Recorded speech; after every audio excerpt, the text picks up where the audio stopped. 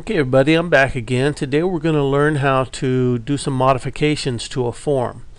Now here we have our Browse Students form here in front of us, and first of all I want to point out that right now in this form we are in Layout View.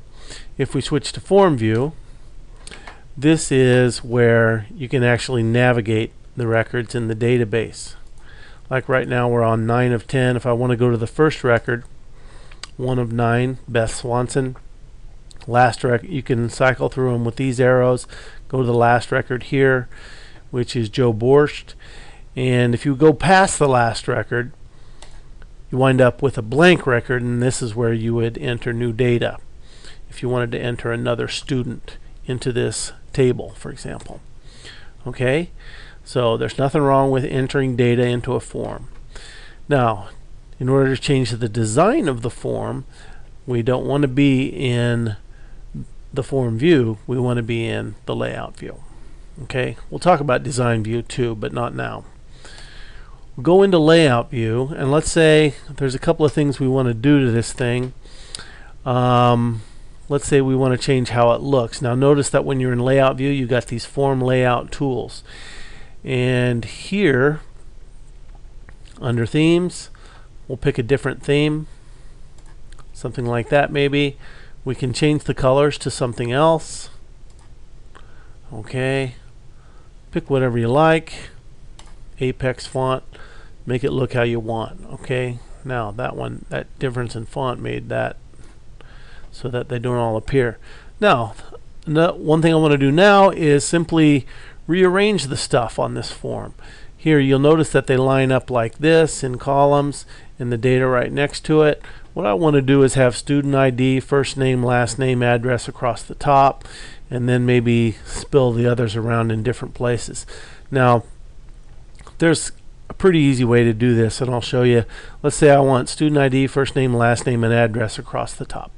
Alright, so that's 4 columns. So what I need to do is I need to add a couple of columns to this. So now highlight this column, okay, and when you get the double-headed arrow, do a right click and insert right. That gives me another column. I'm going to do that again.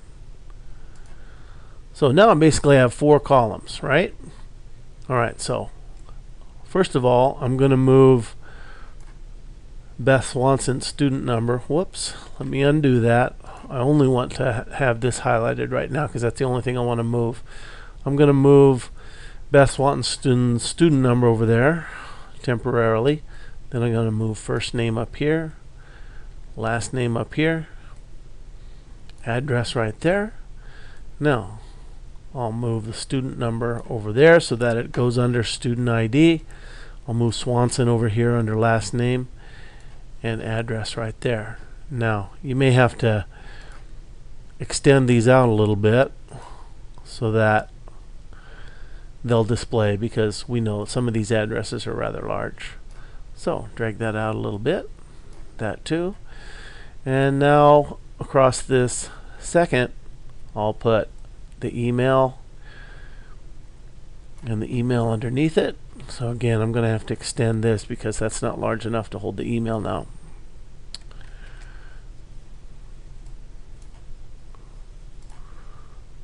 Here we go. Extend that column. And finally, birthday here, the heading there, and that. So it's just a matter of dragging things around into this grid. So now I want to get rid of these 2 rows, so I should be able to delete them.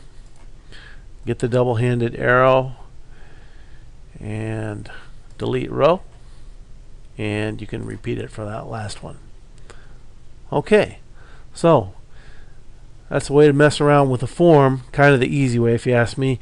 Later on when we do things in design view, it's also nice to work with, but it has a very fine touch. It's kind of finicky. Alright, thanks very much for listening. The next thing we'll talk about are queries.